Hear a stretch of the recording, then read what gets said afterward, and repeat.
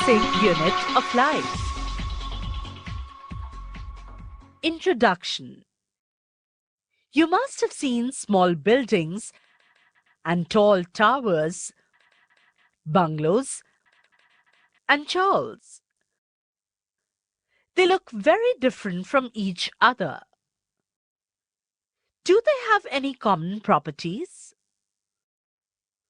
What are the basic building blocks used to construct them? Every structure is made up of certain building blocks. Same is true for living beings. There are millions of kinds of living beings on this earth. They differ in size and shape. Some live in water, while others in air or on land. They have the same building blocks. The common basic structural and functional unit of living being is called a cell. Would you like to know how cells were discovered? It was Robert Hooke who, in the year 1665, first discovered these building blocks when he observed a thin slice of cork, that is, bark of a tree, under his self-designed microscope. These compartments of cork were empty. He found they resembled the structure of honeycomb and labeled them as cells, which in Latin means small rooms, but these cells were dead. Cells? How many? On this earth, there are organisms made up of just one cell, that is unicellular, to organisms made up of many cells, that is multicellular. In unicellular organisms, the activities and functions of that organism are carried out in a single cell. Example, amoeba, paramecium, euglena, etc. Larger the organism, larger the number of cells in it. There are 25 million RBCs. 10,000 million nerve cells in cortex of brain. An adult human has 60 to 90 trillion cells. In fact, if you lined up all cells in a human body end to end, you would actually circle the earth 4.5 times. Would you like to observe cells? Take a small piece from the leaf of an onion bulb with the help of a pair of forceps. You can peel off the skin called epidermis from the concave inner side of the onion. This layer can be put immediately in a watch glass containing water. This will prevent the peel from getting folded or getting dry. Now, what do you do with this peel? Take a glass slide, put a drop of water on it, and transfer a small piece of the peel from the watch glass to the slide. Make sure that the peel is perfectly flat on the slide. Now, put a drop of dilute solution of iodine on this piece, followed by a cover slip. Take care to avoid air bubbles while putting the cover slip with the help of a mounting needle. Ask your teacher for help. You have prepared a temporary mound of onion peel. Observe the slide under a microscope. Anton van Leeuwenhoek. This Dutch lens grinder invented the instrument that we recognize as the microscope today. You must also know contributors to the study of cells. Zacharias Janssen, 1590. He first invented microscope. Robert Hooke, in 1665, discovered dead cells from cork. Leeuwenhoek, in 1674, first observed living cells of bacteria, sperm, and protozoan. Robert Brown, in 1831, demonstrated the presence of nucleus in the cells. Johannes Purkinje, in 1839, named the fluid content of the cells as protoplasm. Cell theory. In the year 1838, Matthias Schleiden, a German botanist, announced that every plant is made up of a large number of cells. He added that each of these cells performed various life processes. A year later, Theodor Schwann, a German zoologist, made similar discoveries in animals. He declared that all animals and plants are composed of cells, which serve as the units of structure and function. This, in short, is called the cell theory, having been proposed by Schwann and Schleiden in the year 1839. Rudolf Virchow, in 1858, made an addition to the cell theory by saying that all cells arise from pre-existing cells. The cell theory states three major points. The cell is the smallest unit of structure of all living things. The cell is the unit of function of all living things. All cells arise from pre-existing cells. What does cell theory mean? Take two examples: a plant such as mango and an animal such as a frog. Structural unit. If we take any part of the body of a frog or any part of a mango plant and examine it under a microscope, it will show a cellular structure. Functional unit.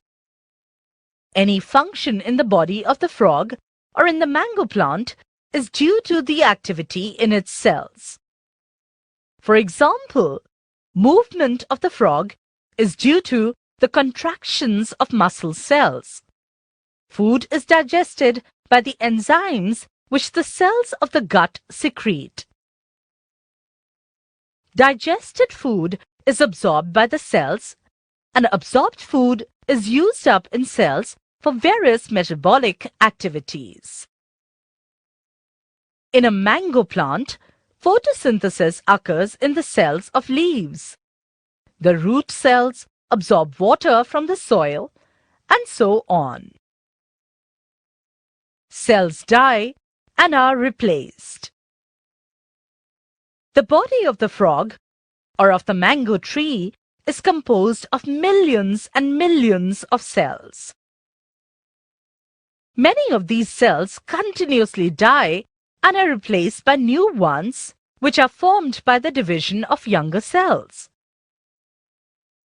Formation of cells from pre-existing cells is a never-ending chain. All life starts as a single cell. The life of the frog and the life of the mango tree started as an egg and as a seed respectively. The egg was a single cell produced by the cells of the ovary of the mother frog. The mango seed had an embryo which also started as a single cell in the ovary of the flowers of the parent mango tree. Number of cells. Larger an organism, greater the number of cells in its body. 1. Many small plants and animals are made up of just one single cell. For example, bacteria, yeast, amoeba. 2. Some very small plants and animals are made up of relatively few cells, just a few hundred or a few thousand cells. For example, Spirogyra, volvox. 3. Multicelled. Most plants and animals we see around us, including ourselves, are made up of millions and billions of cells. For example, humans, mango. An average adult human constitutes approximately 1,000 million cells in the whole body. 10,000 million nerve cells in the brain cortex. 5 to 6 million red blood cells and 7,000 white blood cells per cubic millimeter of blood. Size of cells. Cells are very small and are seen only with a microscope. Smallest cells are that of the bacteria, 0.3 to 5.01 micrometers. Red blood cells, about 7 micrometer in the human body, etc. Longest cells are the nerve cells.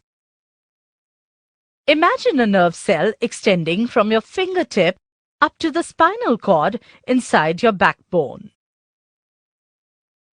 Largest cells are the bird's eggs, actually the central yellow sphere.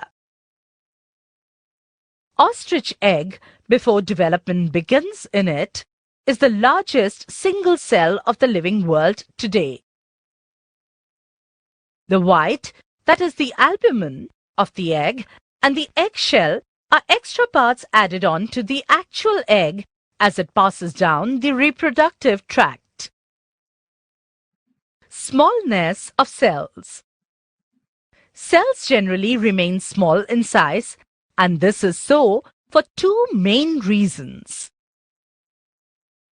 First, different regions of a cell can communicate with each other rapidly for the cell to function effectively. Second, cells have a large surface area to volume ratio for greater diffusion of substances in and out of the cell.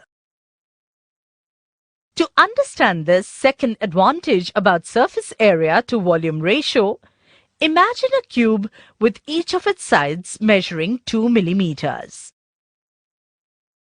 The total surface area of this cube will be 2 millimeter into 2 millimeter into 6 surfaces, which equals 24 square millimeters.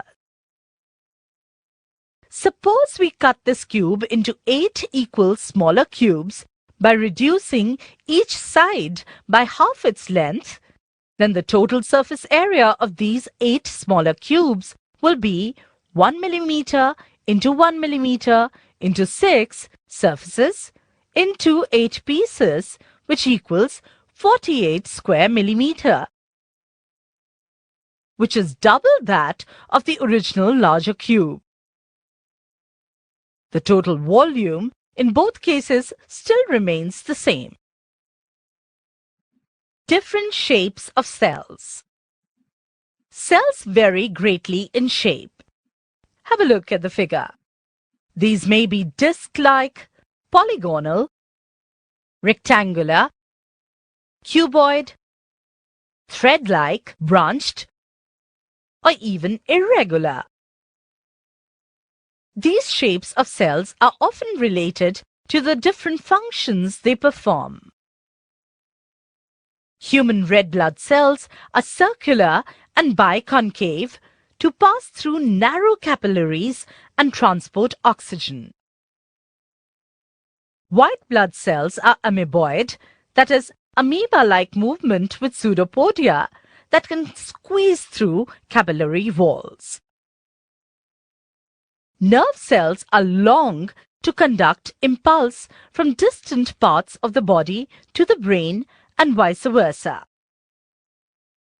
Muscle cells are long and contractile to pull or squeeze the parts.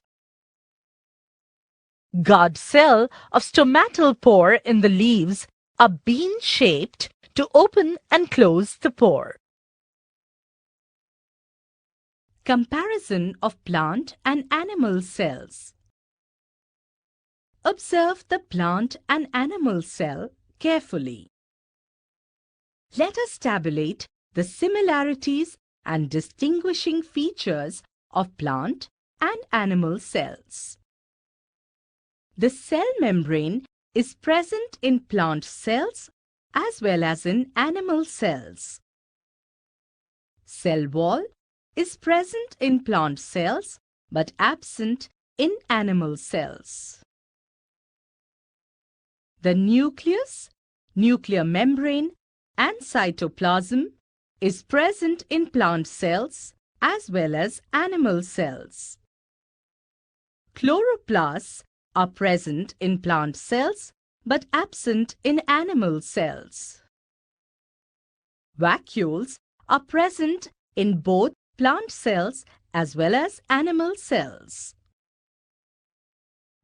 Cell membrane. This is the outermost covering of the cell that separates the contents of the cell from its external environment. Something like the clothes we wear. The plasma membrane allows the entry and exit of some materials in and out of the cell. It also prevents movement of some other materials. The cell membrane, therefore, is called a selectively permeable membrane. We see that there is spontaneous movement of a substance from a region of high concentration to a region where its concentration is low. Well, something similar to this happens in cells when, for example, some substances like carbon dioxide, which is cellular waste, accumulates in high concentrations inside the cell. In the cell's external environment, the concentration of carbon dioxide is low as compared to that inside the cell.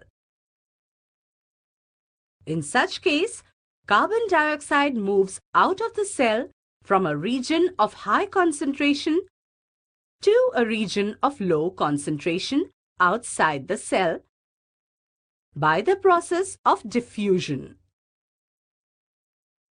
Similarly, oxygen enters the cell by the process of diffusion when the level or concentration of oxygen inside the cell decreases. Thus, diffusion plays an important role in gaseous exchange between the cells as well as the cell and its external environment. Did you get that? Cell wall. Plant cells, in addition to the plasma membrane, have another rigid outer covering called the cell wall. The plant cell wall is mainly composed of cellulose. Now, cellulose is a complex substance and provides structural strength to plants. When a living cell loses water through osmosis, there is a shrinkage or contraction of the contents of the cell away from the cell wall. This phenomenon is known as plasmolysis. Cell walls permit the cells of plants, fungi, and bacteria to withstand very dilute, hypotonic external media without bursting. So how about observing this phenomenon by performing an activity? So for this activity, what you have to do is mount the peel of royo leaves in water on a slide and examine cells under the high power of a microscope. Here, you can see the green granules called chloroplasts. They contain a green substance called chlorophyll. Now put a strong solution of sugar on the mounted leaf on the slide. Wait a minute and and observe again under a microscope. What do you see? You will see the shrinking of cell organelles. Now place some royo leaves in boiling water for a few minutes. What happens is that this kills the cells. Put a strong solution of sugar on the mounted leaf on the slide. Wait for a minute and observe it again. What do you find? Did plasmolysis occur now? No, not at all. So what do we infer from this activity? It appears that only living cells and not dead cells are able to absorb water by osmosis. Cytoplasm. When we look at the temporary mounds of onion peel as well as human cheek cells, we can see a large region of each cell enclosed by the cell membrane. Did you notice it? Well, this region takes up very little stain. It is called the cytoplasm. The cytoplasm is the fluid content inside the plasma membrane. It also contains many specialized cell organelles. Each of these organelles performs a specific function for the cell. Cell organelles are enclosed by membranes. In prokaryotes, besides the absence of a defined nuclear region, the membrane-bound cell organelles are also absent. On the other hand, the eukaryotic cells have nuclear membrane as well as membrane-enclosed organelles. Nucleus. Let us do an activity. Let us take a glass slide with a drop of water on it. Now using an ice cream spoon, gently scrape the inside surface of the cheek. Take care not to hurt yourself. Now transfer this material on the glass slide. Put a drop of methylene blue solution on it. Do not forget to put a cover slip on it. Now observe under a microscope. Here you can see a darkly colored, spherical, dot-like structure near the center of each cell. You can see that, right? Now this structure is called nucleus. The nucleus has a double-layered covering called nuclear membrane. The nuclear membrane has pores which allow the transfer of material from inside the nucleus to its outside. That is, to the cytoplasm. The nucleus contains chromosomes. Chromosomes contain information for inheritance of features from parents to next generation in the form of DNA molecules or deoxyribose nucleic acid molecules. So DNA is responsible for us looking a bit like our parents. Now the functional segments of DNA are called, do you know what? Genes. The nucleus plays a central role in cellular reproduction. That is, the process by which a single cell divides and forms two new cells. In some organisms, like bacteria, the nuclear region of the cell may be poorly defined due to the absence of a nuclear membrane. Such organisms, whose cells lack a nuclear membrane, are called prokaryotes. Now, pro means primitive or primary, and karyote or karyon means nucleus. Organisms with cells having a nuclear membrane are called eukaryotes. Cell organelles. Some of the organelles are visible only with an electron microscope. We have talked about the nucleus in a previous section. Some important cell organelles which we will discuss now are endoplasmic reticulum, Golgi apparatus, lysosomes, mitochondria, plastids, and vacuoles. Now remember these names because they are important, because they carry out some very crucial functions in cells.